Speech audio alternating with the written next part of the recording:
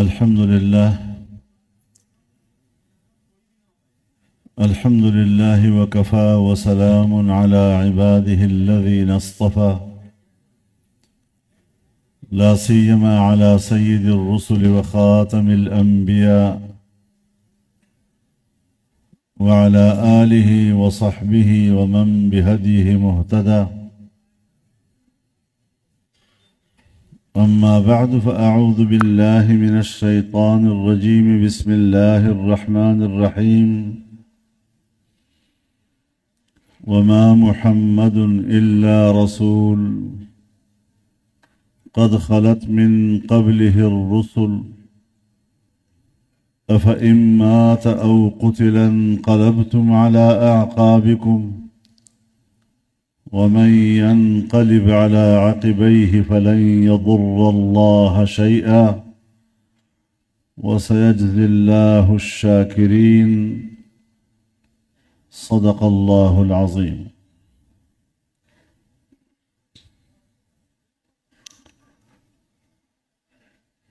حضرات علماء کرام،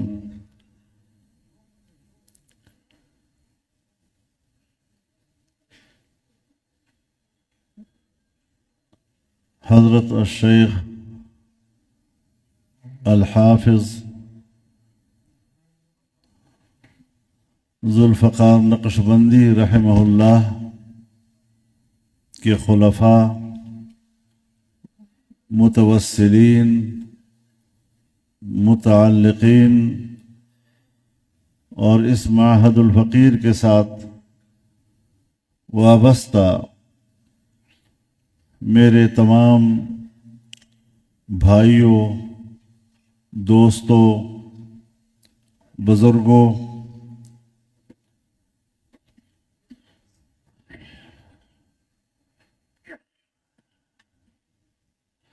حضرت رحمہ اللہ کے وصال کے بعد ماحول اداس لگ رہا ہے اور جس بزرگ کے ساتھ انسان کی پوری زندگی گزرتی ہے اس سے ایک ایسا انس پیدا ہو جاتا ہے کہ جب وہ انس فراق میں تبدیل ہوتا ہے تو اس فراق کا بہت زیادہ احساس ہوتا ہے. تو یہ ایک فطری چیز ہے، طبیعی چیز ہے، اور ہر انسان اس حوالے سے بے بس ہے اور بے اختیار.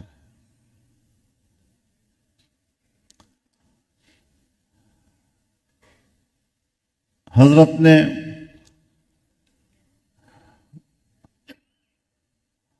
اپنی پوری مبارک زندگی میں جو خدمات سر انجام دی ہیں،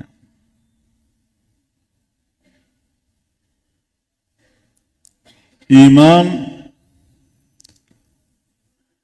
اور حسن عمل کی جو روشنی پھیلائی ہے،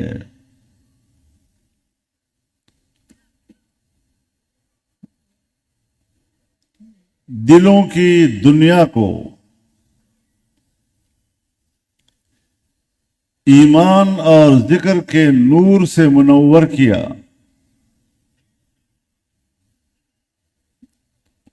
اور یہ روشنی پوری دنیا میں پھیلائی،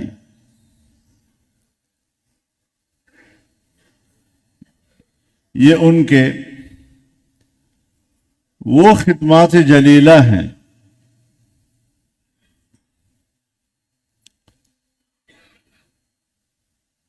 کہ ہمیں اللہ پر ایمان ہے اور ہمارا حسن ظن یہ کہتا ہے کہ اللہ کے حضور ان کی یہ تمام خدمات جلیلہ قبول ہیں.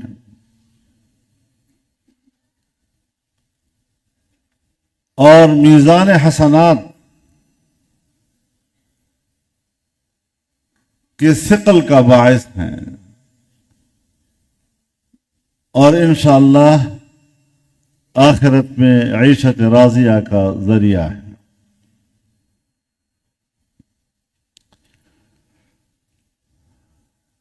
لیکن ہمیں اس بات پر بھی ایمان ہے کہ دنیا میں کوئی بھی ہمیشہ ہمیشہ رہنے کے لیے نہیں آیا کرتا۔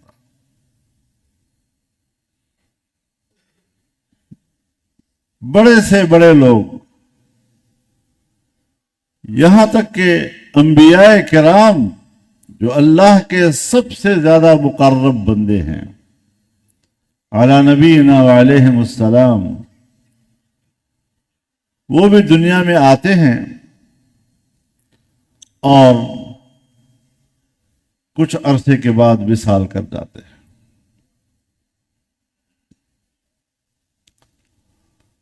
لیکن ایسے لوگوں کی جو زندگی ہوتی ہے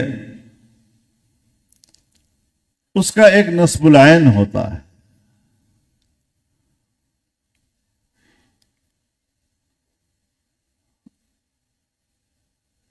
اور ان کی مقدس زندگی اس نصب العین کے لیے وقف ہوتی ہے۔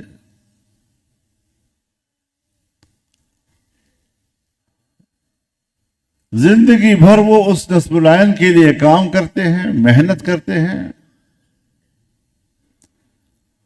اور جب دنیا سے پردہ کر جاتے ہیں تو پھر وہ ذمہ داری زندہ لوگوں پہ آ جاتی ہے۔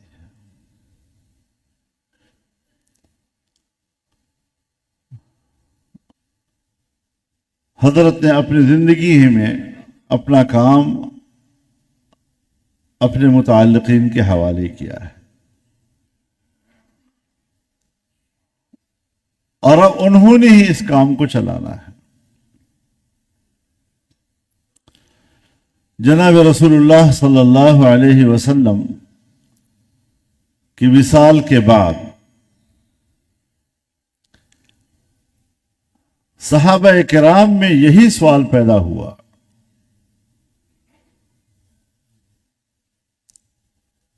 کہ اللہ رب العزت نے جو فرمایا کنتم خیر امت اخرجت للناس،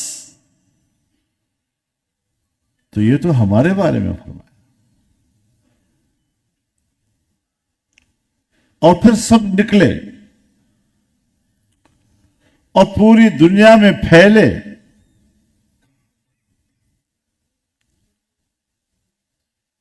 چاہے دعوت کے ذریعے سے، چاہے جہاد کے ذریعے سے، چاہے تعلیم و تعلم کے ذریعے سے، انہوں نے پوری دنیا میں انسانیت کو اس روشنی کی طرف بلایا۔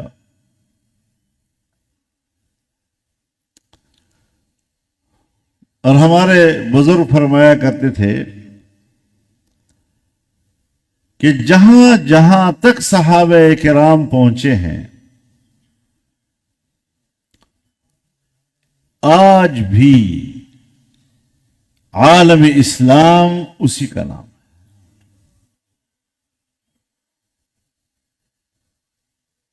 بات کی امت نے اضافہ نہیں کیا، شاید کچھ گھٹا دیا ہو، لیکن بہرحال عالم اسلام جس کو کہا جاتا ہے یہ وہی حدود ہیں جہاں تک صحابہ کرام رضوان اللہ تعالی علیہم اجمعین پہنچے۔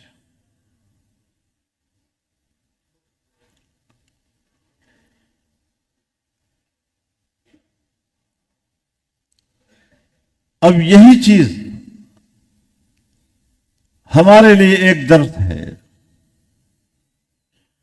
کہ ہمیں اپنے استاد نے، اپنے بزرگ نے، اپنے شیخ نے جو تعلیم دی ہے ہم بھی ان کے بعد اب اس کام کو آگے پھیلائیں، دنیا میں اس نور کو پھیلائیں کہ آخرت میں یہی کام آنے والی چیزیں۔ دنیاوی رشتے یا تو آپ کو گھر سے خالی ہاتھ بھیجتے ہیں، اور اگر کوئی رشتہ دار متعلقین وہ جنازے پہ آ جاتے ہیں تو قبر میں حوالے کرنے کے بعد واپس آ جاتے ہیں، آگے جانے کے لیے کوئی تیار نہیں ہوتا، بیٹا بھی تیار نہیں ہوتا، بھائی بھی تیار نہیں ہوتا۔ لیکن یہی اعمال صالحہ ہیں کہ وہ وہاں بھی آپ کا ساتھ دیتے ہیں، یہی قرآن وہاں آپ کا ساتھ دیتا ہے، جناب رسول اللہ صلی اللہ علیہ وسلم کی تعلیمات وہاں آپ کا ساتھ دیتی ہیں، اور پورے صراط تک آپ کا ساتھ دیتی ہیں، میزان تک آپ کا ساتھ دیتی ہیں۔ تو پھر وہ چیز کیوں نہ اپنائی جائے، کیوں اس چیز کو سینے سے نہ لگایا جائے، کیوں وہ زندگی نہ بنائی جائے کہ جس زندگی پر موت نہیں آتا؟ وہ زندگی قبر میں بھی ہے، اور وہ زندگی آخرت میں بھی ہے، اور وہ جنت تک لے جاتی ہے۔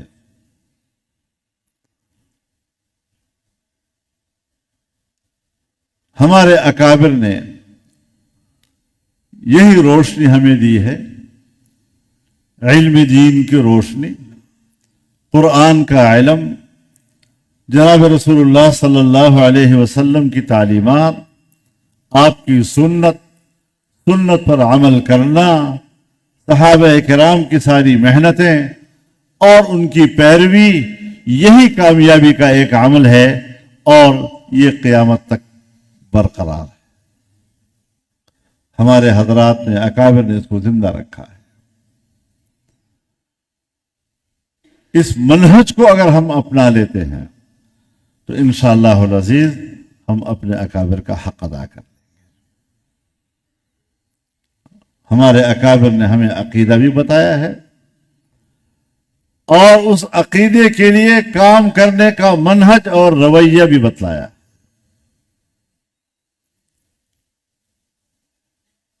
تو ایک علم ہے اور ایک حکمت ہے۔ قرآن کریم الکتاب والحکمہ دو لفظ استعمال کرتا ہے۔ یہی الکتاب والحکمہ جب رسول اللہ صلی اللہ علیہ وسلم کے عنوان میں آ کر اترتا ہے تو الکتاب والسنہ بن جاتا ہے، یعنی حکمت جناب رسول اللہ صلی اللہ علیہ وسلم کی سنت کا اتباع۔ تو ان بزرگوں نے جو محنتیں کی ہیں، ایک امانت حق کے حوالے کی ہے، اور اللہ تعالیٰ نے بھی اس دین کو امانت سے تعبیر کیا ہے۔ إِنَّا عَرَضْنَا الْأَمَانَةَ عَلَى السَّمَاوَاتِ وَالْأَرْضِ وَالْجِبَالِ فَأَبَيْنَ أَن يَحْمِلْنَهَا وَأَشْفَقْنَ مِنْهَا وَحَمَلَهَا الْإِنسَانُ إِنَّهُ كَانَ ظَلُومًا جَهُولًا۔ نہ تو آسمانوں نے اس امانت کو قبول کیا، نہ زمین نے، نہ پہاڑوں نے، کہ اتنا بھاری بھرکم امانت یہ ہمارے بس کی بات نہیں ہے، اور انسان تیار ہو گیا اس کے لیے، اس کے تحمل کا فیصلہ کر لیا، کیونکہ انسان میں صلاحیت اور استعداد اللہ نے رکھی ہے۔ إِنَّهُ كَانَ ظَلُومًا جَهُولًا۔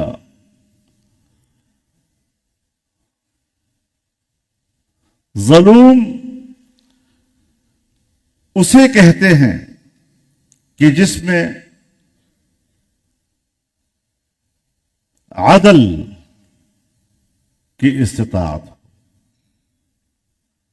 جہاں عدل کا استطاعت نہیں ہے وہ ظلم بھی نہیں کہلاتا۔ آسمانوں میں عدل کی استطاعت نہیں، کسی نے کہا ہے جاہل آسمان. پہاڑوں میں نہیں ہے، کسی نے کہا ہے جاہل پہاڑ. لیکن انسان کو کہا جاتا ہے تو بڑا جاہل ہے، یعنی تیرے اندر علم حاصل کرنے کا استعداد موجود ہے. جہولا انسان کو کہا گیا کہ انسان ہی ہے کہ جس کے اندر علم کا استعداد موجود ہے. تو ظاہر ہے کہ جب علم نہیں ہوگا اور عدل نہیں ہوگا تو برتن خالی ہوگا. تو خالی برتن کو برتن کے نام سے پکارا جاتا ہے. پیالہ خالی ہے، یہ پیالہ لیجئے. گلاس خالی ہے، گلاس لیجئے. پلیٹ خالی ہے، پلیٹ لیجئے. دیگ خالی ہے، دیگ لیجئے. لیکن جب وہ جس چیز سے بھر جائے پھر وہ ظرف مظروف کے نام سے پکارا جاتا ہے. یہ چائے لیجئے، یہ شربت لیجئے، یہ سالن لیجئے، یہ چاول لیجئے. تو انسان جب خالی ہے تو پھر ظلوم ہے، خالی برتن ہے تو پھر جہول ہے. لیکن ان کے اندر استعداد موجود ہے علم حاصل کرنے کی، عدل برپا کرنے کی، تو اس کے لیے پھر محنت اور جدوجہد کرنی پڑتی ہے. یہ کسبی چیزیں ہیں. انبیاء کے لیے تو وہ بھی ہے، لیکن امت کے لیے یہ کسبی چیزیں ہیں. تو یہ امانت دیانت چاہتا ہے، حفاظت چاہتا ہے، اور اب وہ ذمہ داری آپ کے اور ہمارے اوپر آتی ہے. اللہ تعالی ہمیں ان ذمہ داریوں سے عہدہ برا ہونے کی توفیق عطا فرمائے، اور اس کے لیے اللہ ہمیں اخلاص اور للہیت نصیب فرمائے. اللہ تعالی نمائش سے ہمیں محفوظ فرمائے. دنیا کے کمانے کا ذریعہ خدا نہ کرے کہ دین کا کام بن جائے، تو پھر اللہ کے ہاں قبول بھی ہے اور اس کی برکات بھی دنیا کو نظر آ رہی ہوتی ہے. اللہ تعالیٰ ہم سب کو توفیق دے. وآخر دعوانا ان الحمد للہ رب العالمین.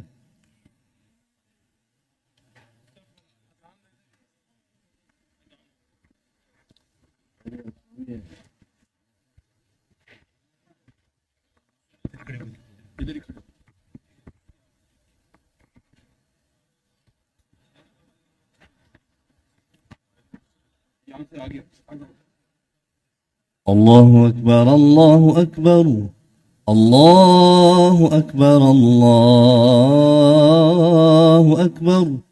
أشهد أن لا إله إلا الله. أشهد أن لا إله إلا الله.